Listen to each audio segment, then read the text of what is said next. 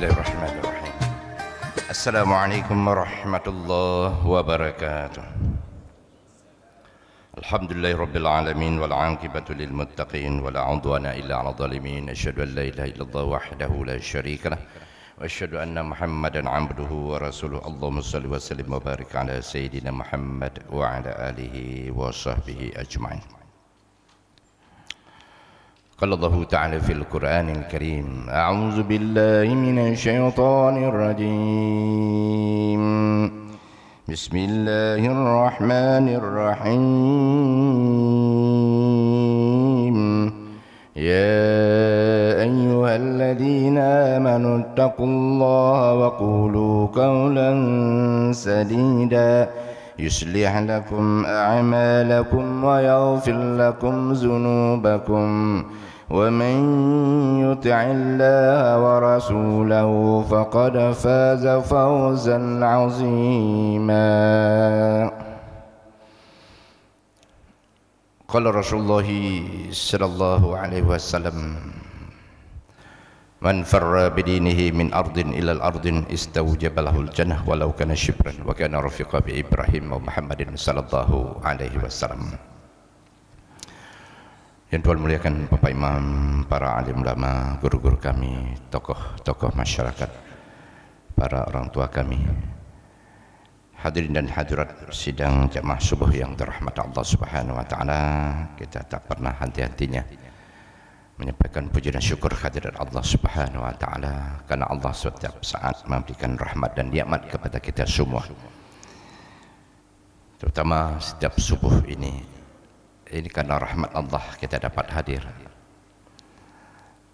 Tanpa rahmat Allah kita tidak dapat hidayah, sehingga sulit sekali untuk taat kepadanya. Karena itulah kita bersyukur atas hidayah yang telah diberikan kepada kita. Saudara salam kepada junjungan kita Nabi besar Muhammad sallallahu alaihi wasallam yang telah membina kita selaku umatnya sehingga kita menjadi insan yang beriman, yang bertakwa, yang berilmu pengetahuan serta berakhlak yang mulia. Hadirin mulia, pernah Abi Dzar temu dengan Rasulullah SAW, lalu beliau minta nasihat, ya, gitu. An Abi Dzar radhiyallahu anhu qultu ya Rasulullah ya ausini. Jadi berkata beliau kepada Rasulullah SAW, ya Rasulullah SAW, berilah aku nasihat. Jika lupa Rasulullah minta nasihat. Kenapa? Manfaat untuk kehidupan dunia dan akhirat. Itu penting. Lalu Rasulullah SAW berkata, qala alaika bitaqwallah. Jadi berkata beliau kepada Abu Dzar, bertakwalah kamu kepada Allah, gitu. Fa innaha, sesungguhnya dia itu adalah akan memberikanmu, ya,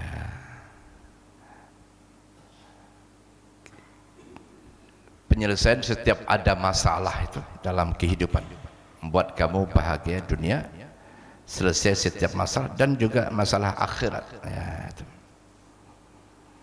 Jadi Allah Subhanahu wa taala rupanya tak puas kalau satu nasihat. Berkata lagi, qultu ya Rasulullah zidni. Ya Rasulullah, tambahkan nasihatnya. Jadi beliau juga berkata lagi, qala alaika bi tilawatil Qur'an. Bacalah banyak, bacalah kamu Al-Quran, seringlah membaca Al-Quran, ya. Karena membaca Al-Quran itu nur bagimu dalam kehidupan dunia, menjadi nur, dan juga menjadi simpanan untukmu di akhirat, ya, disimpan di langit, ya. Jadi Allah Subhanahu wa taala, dua buah nasihat itu memiliki manfaat yang sangat besar. Rupanya ini hadis dibaca oleh seluruh umat sepanjang zaman di seluruh dunia, gitu. Maka orang-orang yang bertakwa kepada Allah Subhanahu wa taala takwa ini adalah rasul amri kullih, kata Rasulullah SAW. Segala punca masalah, akarnya masalah diselesaikan dengan takwa, baik di kehidupan dunia maupun di akhirat. Karena Allah sendiri telah menyatakan dalam Al-Quran, wa may yatawakkal 'ala Allah wa may yattaqillaha yaj'al lahu makhraja wa yarzuquhu min haitsu la yahtasib wa may yatawakkal 'ala Allah fa huwa hasbuh. Barang siapa yang bertakwa kepada Allah Subhanahu wa taala, diberikan jalan keluar oleh Allah setiap ada masalah. Lalu siapa yang tidak punya masalah di dunia? Semua yang hidup semua punya masalah, mungkin berbeda. Ada masalah dengan bandelnya anak-anak, ada masalah dengan ekonomi, ada masalah dengan rewelnya istri, dan macam-macam lah. Ada dengan penyakit, ada dengan masalah ekonomi, macam-macam. Jadi karena itu semua masalah itu dapat dibantu oleh Allah menyelesaikannya. Adakah makhluk yang dapat membantu menyelesaikannya? Tidak, kecuali dengan izin Allah. Maka baguslah kita memohon saja kepada Allah. Kalau mengharap makhluk itu, pasti kita akan kecewa dengan sengaja mengharap makhluk. Kalau mengharap langsung kepada Allah, minta langsung kepada Allah Subhanahu wa taala, jangan minta dan mengharap kepada makhluk. Karena itulah sumber kekecewaan. Karena makhluk itu tak kuasa tanpa izin dari Allah Subhanahu wa taala. Makanya takwa penting sekali. Orang yang bertakwa pasti sangat takut membuat maksiat kepada Allah, takut. Dan termotivasi untuk berbuat amal bekal untuk akhirat. Maka selalu berbuat kebajikan dan kebajikan, dan berhindar diri daripada maksiat dan maksiat. Itu penting sekali takwa. Dan Allah Subhanahu wa taala, nasihat yang kedua, selalulah membaca Al-Quran. Fa innahu nurul laka fil ard. Jadi kalau baca Al-Quran, nur bagimu di kampung dunia ini, semasa hidup dunia. Sedangkan untuk akhirat, itu pun pula ada pahala yang disimpan di langit untuk bekal kita kampung akhirat Allah Subhanahu wa taala. Dan Allah Subhanahu wa taala, Rasulullah sallallahu alaihi wasallam menyampaikan kepada kita dalam sebuah hadis, man qara'a harfun min kitabillah, barang siapa membaca satu huruf dari kitab Allah, itu Al-Quran, falahu hasanah, maka baginya itu satu hasanah, satu kebaikan. Wal hasanah, setiap satu kebaikan diberikan 10 pahalanya. Aku tidak mengatakan alif lam itu satu huruf. La aqulu alif lam harfun. Alif harfun, wa lam harfun, wa mim harfun. Alif itu satu huruf, lam satu huruf, mim satu huruf. Maka sudah 3 huruf ini kalau alif lam. Apalagi ada matnya, 3 huruf. Kalau mat jaiz 2,5, mat wajib 3, mat asli 1. Jadi Allah Subhanahu wa taala, 3 huruf kita baca, maka 3 kali 10 30 pahalanya. 3 kebaikan kali 10 30 pahalanya. Apalagi kita baca Al-Quran 1 juz sehari, berapa hurufkah kita? Luar biasa. Karena itu sungguh bermanfaatlah orang-orang yang menggunakan waktunya membaca Al-Quranul Karim, apalagi faham maknanya, dihafalkan, diamalkan, dan disampaikan. Luar biasa ini Al-Quranul Karim. Dan anugerah subhanahu wa ta'ala, orang-orang yang menyibukkan diri membaca Al-Quran sehingga tidak sempat berdoa, ya, ada juga hadis, maka orang yang tak sempat berdoa diberikan lebih oleh Allah daripada orang yang berdoa itu. Orang berdoa dikabulkan doanya oleh Allah, dan orang baca Al-Quran walaupun tak sempat berdoa diberikan lebih lagi, ya. Begitulah rahmatnya Al-Quranul Karim. Dan manfaat lain Al-Quran, ya, kalau dibaca dengan tartil, ya, dia akan menerangi hati, melembutkan hati, dan juga mencerdaskan otak. Orang-orang yang selalu membaca Al-Quran itu tidak akan pikun daripada masa tua dan pada saat sekatal maut itu. Sering membaca Al-Quran, baca terus, dan tidak akan pikun. Kan biasa ada orang-orang tua 80 ke atas itu pikun, maka seringlah membaca Al-Quran dari muda sampai tua, tidak akan pikun. Dia cerdas, diberikan Allah Subhanahu wa ta'ala.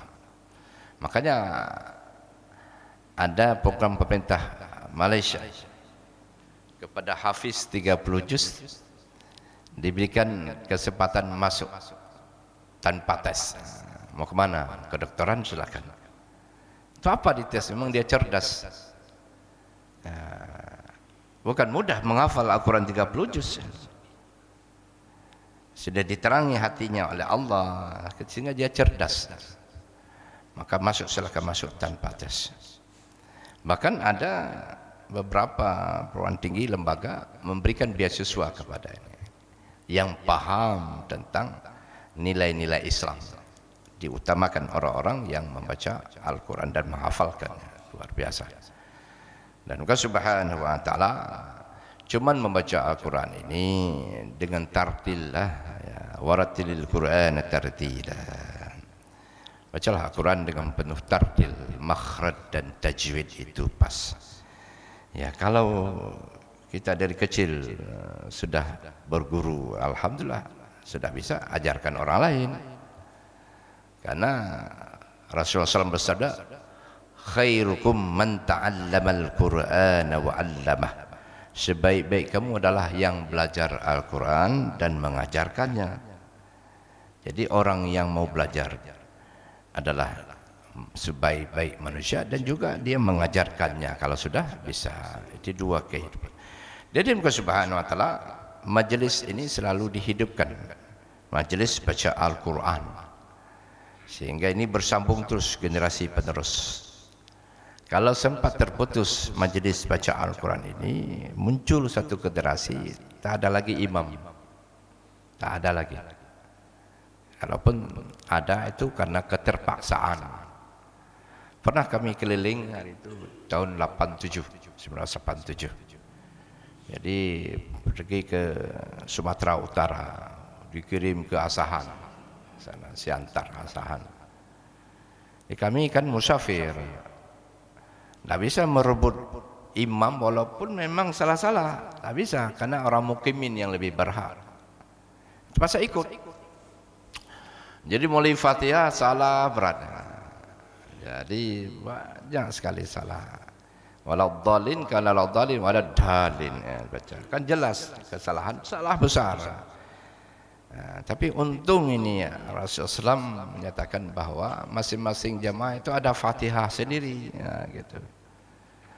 Kecuali dalam hal kalau kita masbuk pas masuk, maka imam sudah rukuk, maka kita boleh takbir terus, baca bismillah saja, alhamdulillahirabbil alamin, terus sujud. Fatihah itu disempurnakan oleh imam. Tapi kalau lain mesti ada Fatihah. Yang normal-normal Fatihah mesti ada. Maaf, ini rukun lagi. Coba bayangkan kalau rukun salah, tak sahlah salat kita.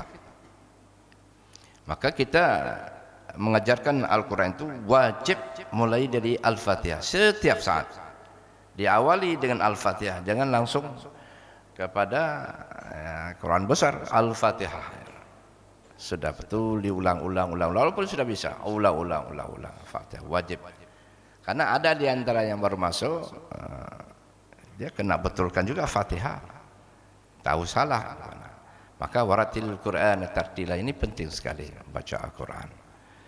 Dan Allah Subhanahu wa taala, kalau kejadian seperti ini, apa jadinya orang kampung itu? Tak ada satupun yang bisa baca Al-Quran dengan pas. Cuman aneh juga, kadang-kadang ada merasa dirinya sudah bisa, tak mau ke masjid. Kenapa? Karena ya imam itu semua salah. Nah, ini juga jadi masalah di kampung. Nah, pernah di Bandung waktu kami kuliah di sana.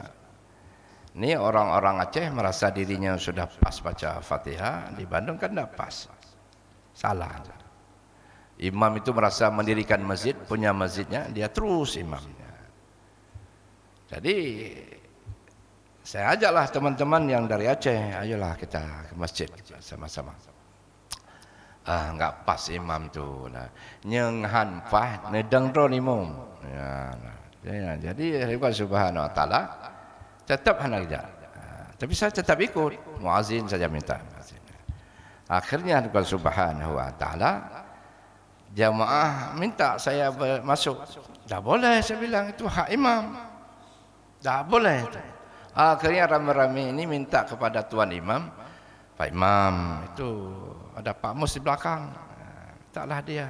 Dia kalau enggak bapak yang minta enggak mau. Gitu dibilang. Akhirnya dimintalah, mau saya sekali. Akhirnya Pak Imam itu sendiri menyadari bahwa ya dia lemah dalam bacaan Al-Fatihah. Dimintalah saya, tapi jangan selalu sesekali, saya bilang boleh. Alhamdulillah Subhanahu wa taala. Akhirnya jamaah itu ramai. Kenapa? Begitu imamnya disenangi, maksudnya terasa dia ruh, terkesan salatnya, maka ramai-ramai minta kelezatan dalam ibadah.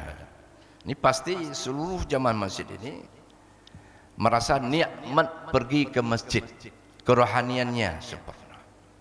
Tiap hari ramai masjid. Kenapa? Yang kita cari adalah kenikmatan kerohanian. Dan kita tahu tertib Allah Subhanahu wa taala. Yang boleh minta adalah muazzin.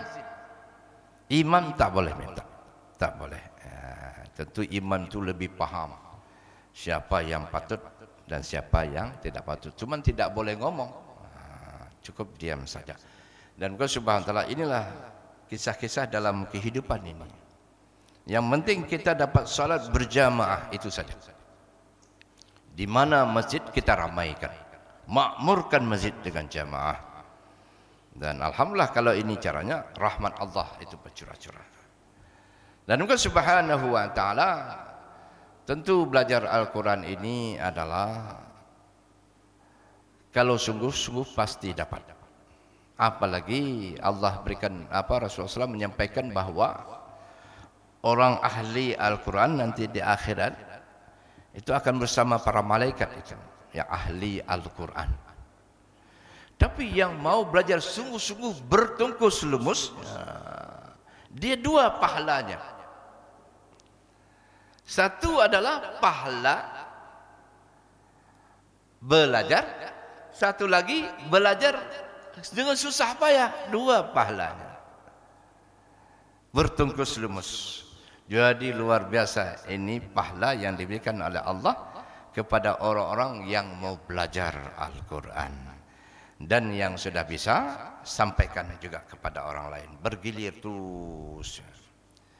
Cuman ini kadangkala ya, kalau nggak disampaikan, dia akan tergiring kepada bisnis. Ini bahayanya.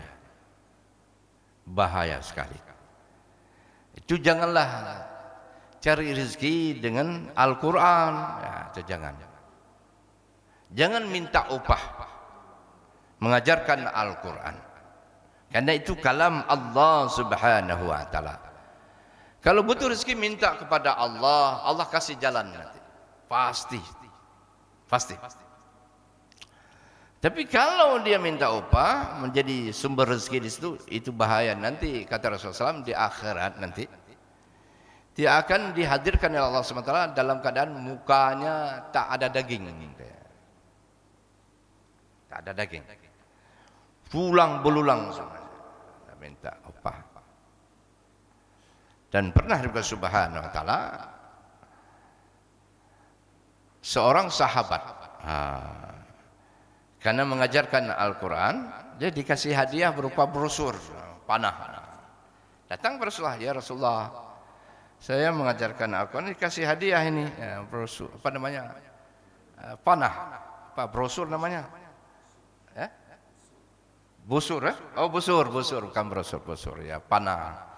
Apa kata Rasulullah? Kamu siap-siaplah akan dikasih brosur dari api neraka jahanam nanti di akhirat. Akan dipulangin, tak jadi. Karena itu hadirin subhanahu, sebarkan ini Al-Quran tanpa minta upah. Mintalah kepada Allah kalau butuh rezeki. Allah kasih jalan keluar. Dan alhamdulillah terasa orang-orang yang mengajarkan Al-Quran tanpa minta upah. Alhamdulillah guru saya contohnya sudah meninggal, beliau umur 80 tahun. Kita minta apa? Sehingga seluruhnya 8 orang seluruhnya selesai pendidikan. Ada muridnya yang sudah kaya dibantu anaknya, ada muridnya ya Allah sudah punya jabatan dimudahkan lulus segala macam. Semua kita dapat kerja. Jadi kemudahan yang kita tidak tahu berapa nilai itu. Dan bahkan ada satu kasus di Banten, di kasus ini belum lama, paling ada sekitar 3 atau 4 tahun yang lalu. Ada perluasan jalan dan masjid itu di pinggir jalan, dan di pinggir itu ditanamlah beliau waktu meninggal dunia, dikuburkan beliau situ. 20 tahun kemudian jalan itu diperluas, kenalah kuburan, tanah masjid kena. Seperti kita Masjid Mata kan ada perluasan jalan, dan dikasihlah ganti rugi ke masjid.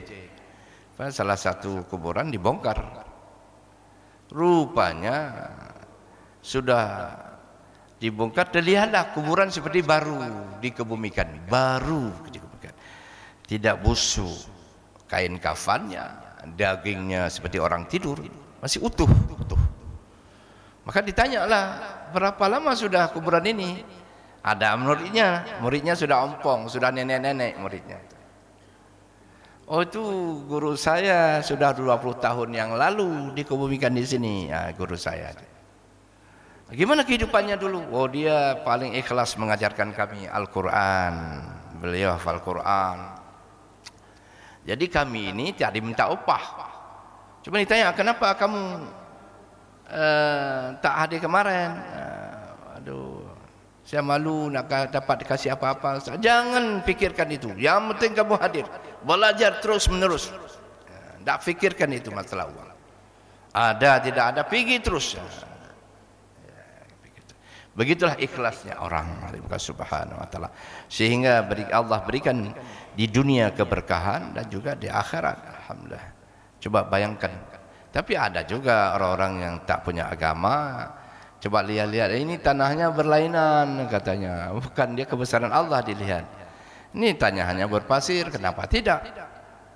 Tapi buktinya tanah berpasir yang lain busuk. Ini tidak. Kan begitu. Makanya itu hadirin Subhanahu wa Ta'ala, kalau ada kebesaran-kebesaran Allah Subhanahu wa Ta'ala itu kita sampaikan terus, supaya orang-orang tambah yakinnya kepada Allah dan kepada akhirat.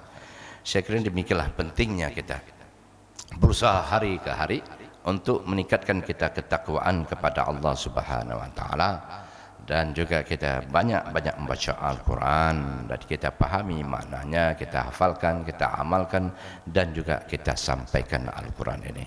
Dan di akhirnya mari sama-sama kita berdoa kepada Allah, karena pesan Kui Munsyid tadi bahwa hari ini juga ada makan minum, ini sedekah dari hamba Allah Subhanahu wa taala. Jadi mari sama-sama kita doakan kepada yang dermawan ini dan juga kepada kita semua yang hadir di rumah Allah Subhanahu wa taala. Masih mogok. Maaf, minggu lalu saya mogok, betul-betul mogok. Batu, flu, masih juga tinggal sikit-sikit lagi.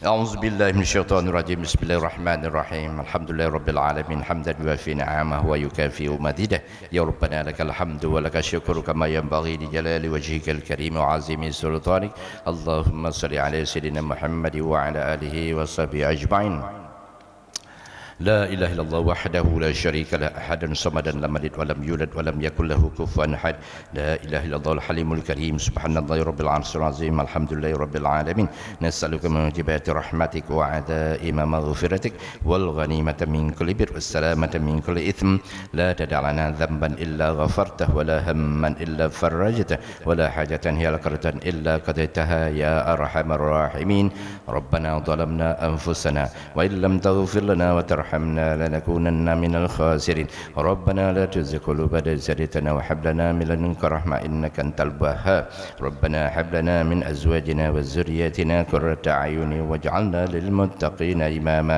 ربنا اجعلنا مقيم الصلاة ومن ذرياتنا ربنا وتقبل دعاء اللهم اغفر لنا ذنوبنا ولوالدينا وارحمهما كما ربيانا صغيرا ولجميع المسلمين والمسلمات والمؤمنين والمؤمنات الحياء منهم الأموات برحمتك يا أرحم الراحمين اللهم أطعم من أطعمنا واسق من سقانا اللهم أطعم من أطعمنا واسق من سقانا اللهم أطعم من أطعمنا واسق من سقانا اللهم أحينا بالإيمان وأمتنا بالإيمان واحشرنا بالإيمان وأدخلنا الجنة مع الإيمان اللهم إنك عفو كريم تحب العفو فاعف عنا اللهم إنا نسألك رضاك والجنة ونعوذ بك من سخطك والنار اللهم إنا نسألك الهدى والتقى والعفاف والغنى اللهم اهد الناس جميعا اللهم اهد الناس جميعا اللهم اهدنا واهد بنا واجعلنا سببا لمن اهتدى اللهم إنا نسألك علما نافعا ورزقا طيبا وعملا متقبلا اللهم أحسن عاقبتنا في الأمور كلها وأجرنا من خزي الدنيا وعذاب الآخرة اللهم أنزل علينا اللهم اجعلنا من التوابين واجعلنا من المتطهرين واجعلنا من عبادك الصالحين اللهم اجعل جمعنا هذا جمعا مرحوما وتفرقنا من بعده تفرقا معصوما ربنا آتنا في الدنيا حسنة وفي الآخرة حسنة وقنا عذاب النار وأدخلنا الجنة مع الأبرار يا عزيز يا غفر يا رب العالمين ربنا لا تؤاخذنا إن نسينا أو أخطأنا ربنا ولا تحمل علينا إسرا كما حملته على الذين من قبلنا ربنا ولا تحملنا ما لا طاقة لنا به واعف عنا واغفر لنا وارحمنا أنت مولانا فانصرنا على القوم الكافرين ربنا تقبل منا صلاتنا وصيامنا وركوعنا وسجودنا وتضرعنا وتخشعنا وتعبدنا وتمم تقصيرنا يا الله رب العالمين وصلى الله على سيدنا محمد وعلى آله وصحبه أجمعين سبحان ربك رب العزة عما يصفون وسلام على المرسلين والحمد لله رب العالمين الفاتحة ورحمة الله حسبنا الشيطان الرجيم بسم الله الرحمن الرحيم سبحان الله وبحمده سبحانك اللهم وبحمدك أشهد أن لا إله إلا أنت أستغفرك وأتوب إليك وصلى الله السلام عليكم ورحمة الله وبركاته